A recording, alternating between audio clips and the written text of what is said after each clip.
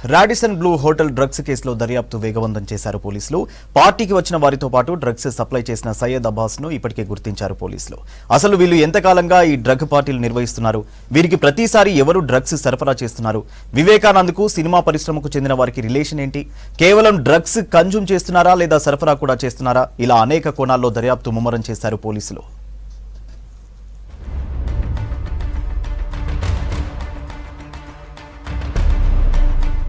Gachibowli Radisson Blu hotel drug కేసులో కీలక విషయాలు బయటపడుతున్నాయి. హోటల్లో నగరానికి చెందిన వ్యాపారి వివేకానంద పార్టీ నిర్వహించగా దాదాపు 10 మంది ఈ డ్రగ్ పార్టీలో పాల్గొన్నట్లు తేల్చారు పోలీసులు. వివేకానంద, కేదార్నాథ్, నిర్భయ్ డ్రగ్స్ తీసుకున్నట్లు టెస్టులో సైతం రావటం, పెడ్లర్ సయ్యద్ అబ్బాస్ స్టేట్మెంట్ లో కూడా చెప్పడం జరిగింది.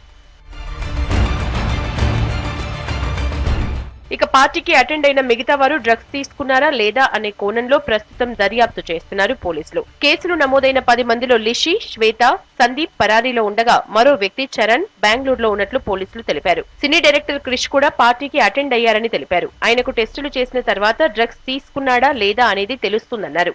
అతను స్టేట్మెంట్స్ లో దాదాపు ఒక 10 సార్లు అతను డెలివరీ చేసిండు. అలాగే సేమ్ ప్లేస్ లో కూడా ఈ పార్టీ జరిగినాయి. దీనికి సంబంధించిన మిగతా అక్యూజ్డ్ ఎవరెవరు ఉన్నారు, లిచ్చి, శ్వేత, సందీప్ వాళ్ళంతా అబ్స్కాండింగ్ అయ్యారు. వాళ్ళని కూడా వెతుకుతున్నాము. అండ్ చరణ్ అని ఎవరు ఉన్నారు, బెంగళూరుకి వెళ్ళిండు అండ్ హెస్ బిన్ కాంటాక్టెడ్, వస్తున్నాను అంటున్నాడు. అండ్ క్రిష్ అనే అతను కూడా వచ్చేసి ఎగ్జామినేషన్కి హాజరవ్వాలని is also coming. Drug peddler Abbas ఇప్పటి వరకు 10 సార్లు వివేకానందకు డ్రగ్స్ సప్లై చేసినట్లు పోలీసుల దర్యాప్తులో తేలింది. అన్నిసార్లు కూడా అదే హోటల్ కేంద్రంగా పార్టీ నిర్వహించినట్లు గుర్తించారు. సరఫరా చేసిన ప్రతిసారి 4 డిఫరెంట్ క్వాంటిటీలో చేశాడని అంటున్నారు పోలీసులు. అసలు సయ్యద్ అబ్బాస్ ఎక్కడి నుంచి డ్రగ్స్ తీసుకొస్తున్నాడు, వీళ్ళకి ఎంత రేట్ కి అమ్ముతున్నాడు అనే కోణంలో దర్యాప్తు చేస్తున్నారు. వివేకానంద నుంచి పెడ్లర్ అబ్బాస్ కు ట్రాన్సాక్షన్స్ సైతం జరిగినట్లు గుర్తించారు పోలీసులు. Register case against hotel owners ఎవరు ఉన్నారు, ఫంక్షనాలిటీ ఎవరు చూసుకుంటున్నారు, because providing even premises for the consumption of drug is also offence.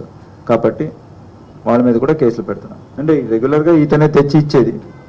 So ఇతను ఎక్కడి నుంచి తెచ్చిస్తున్నాడు అనేది కూడా మనం ఇన్వెస్టిగేషన్ ఇంకా చేస్తున్నాం.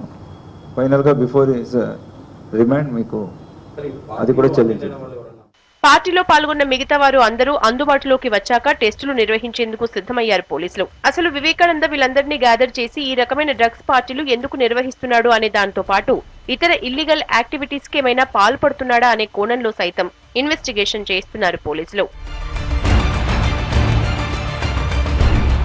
డ్రగ్స్ కేసులో తన పేరు రావటంపై స్పందించారు సినీ డైరెక్టర్ క్రిష్.